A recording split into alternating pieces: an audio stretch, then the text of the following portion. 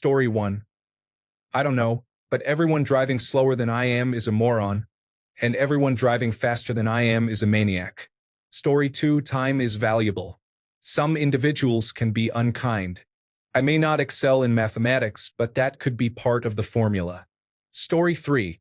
A significant percentage of people drive in a reckless manner, regardless of the day or time, leading to hazardous conditions for everyone on the road.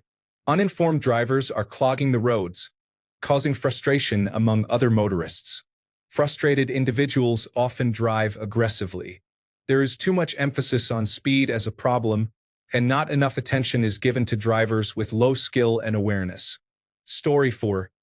Current American society is designed to make people anxious, upset, and fearful. This behavior is what you would expect from a group of stressed individuals faced with the artificial scarcity of essential resources needed to live. People tend to become aggressive when fearful. Story 5. A few things. First, waiting until the last minute to leave and then rushing to reach the destination. Second, the perception in society today that rules are meant for everyone except oneself. Lastly, disregarding others and prioritizing oneself. This is my road, get out of my way. Story 6. I am a semi-aggressive driver, and it is not because I am in a hurry. Usually I am not. It is just that people are not doing what they are supposed to be doing. When driving, focus on driving. Do not apply makeup or use your phone. When the light turns green, it means to go. I am frustrated with people making driving their third priority on the road instead of their first. Story 7. Common courtesy, decency, and politeness are no longer in vogue.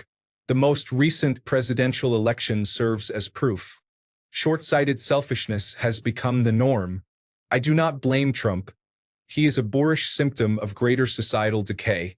Story 8. People assess risk differently. What seems reckless to one person may be a calculated risk for another. The universe is inherently hazardous, carrying a baseline of danger. With perspective, our tolerance for risk can be enhanced, and we may become desensitized to it for better or worse. Story 9. I live in a place with a lot of traffic congestion.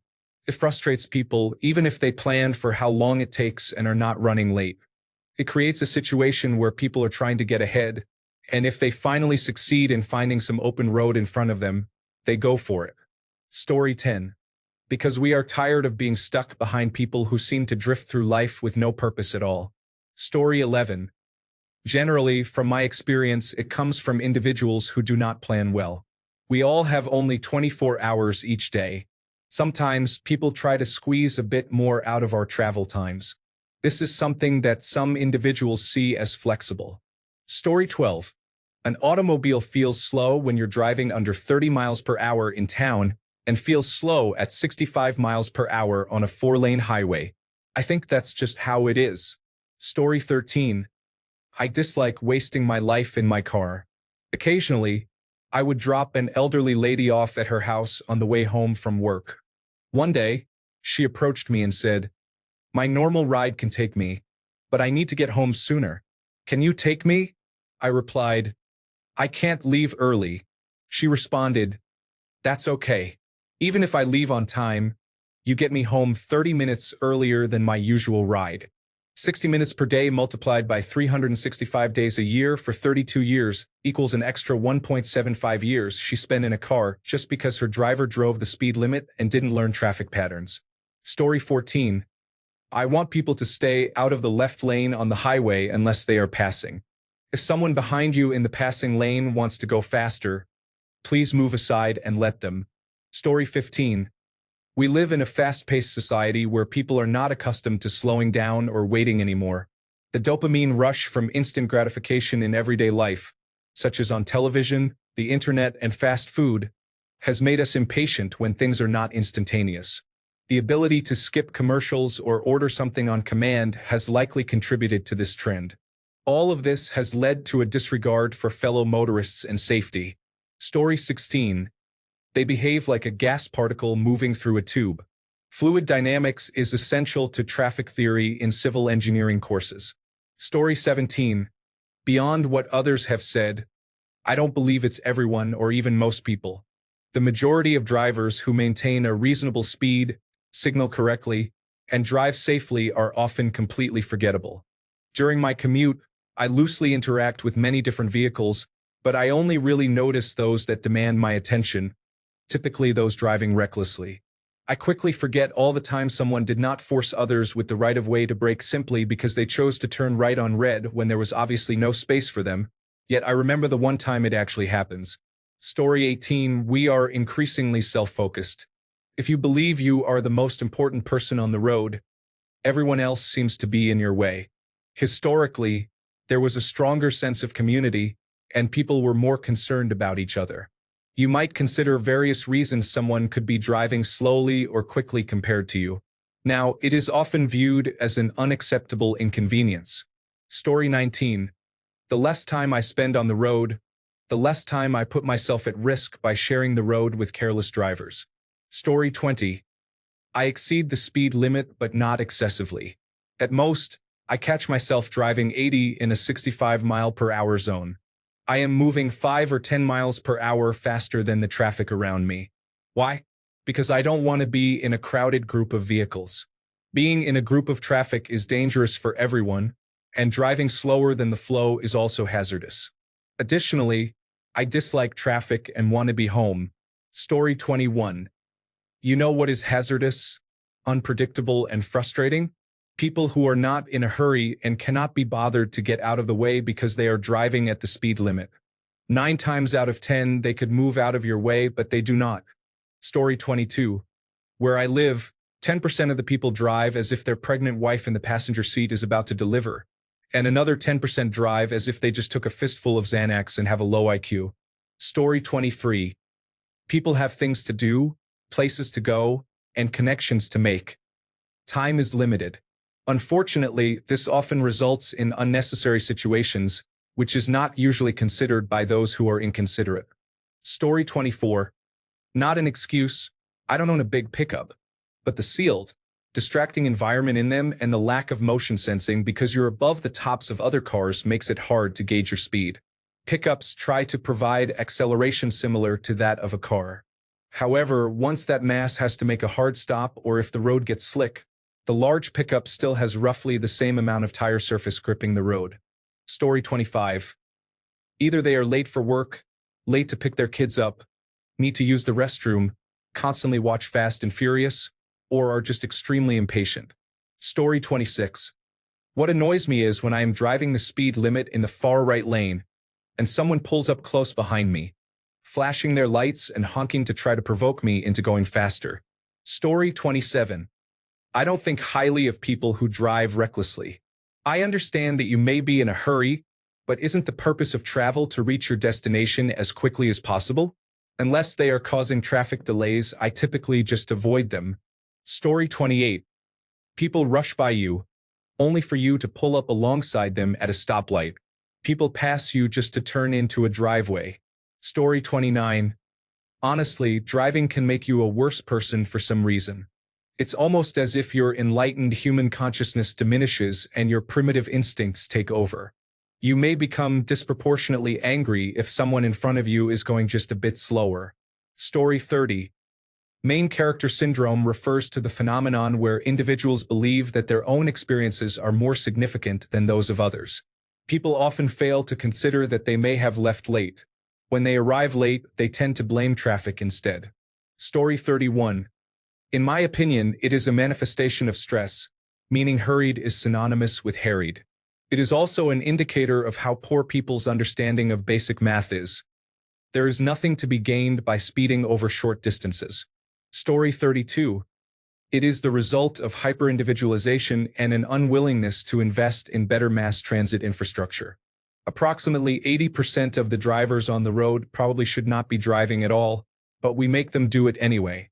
I will even admit to being in that 80%. I do not want to drive.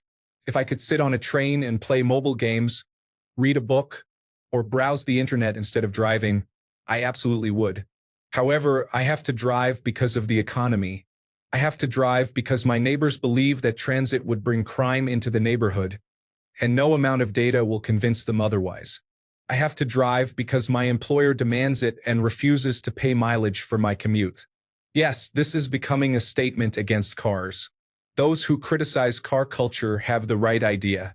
Cars were a mistake, and they have had so many disastrous consequences that their continued widespread use constitutes a serious policy failure in American history.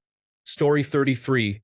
Short-sightedness and an inability to make a proper risk-benefit analysis exist because evolution never prepared us for assessing the dangers of 2 tons of steel and plastic at 100 kilometers per hour. Story 34. I think people are stubbornly lazy.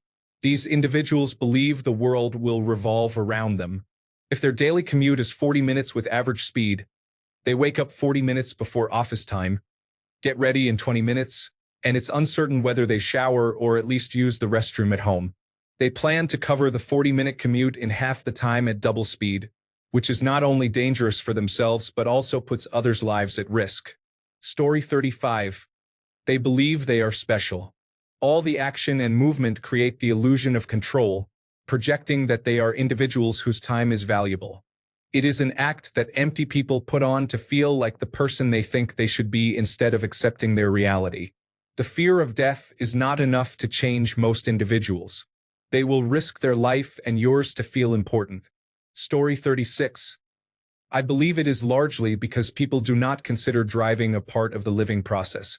Instead of thinking, I am home, and next I drive to work, and after that I am at work, they simply think, I am home, and next I go to work. Driving appears to be a transition that most people would bypass if possible, and they act as though they are skipping it, either by zoning out or trying to complete it as quickly as they can.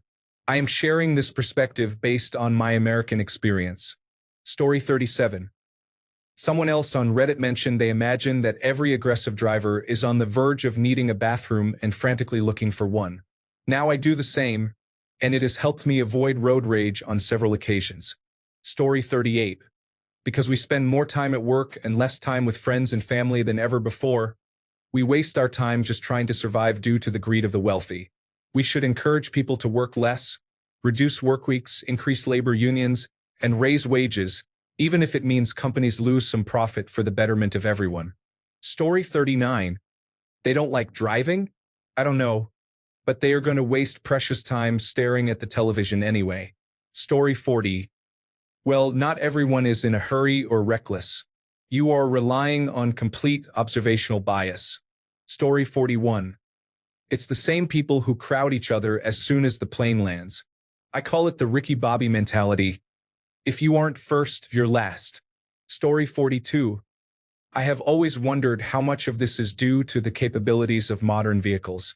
They are fast, nimble, and provide a feeling of safety when you are taking a corner as if you are at Daytona. You simply could not attempt to drive like you do now with the cars from previous decades. Story 43.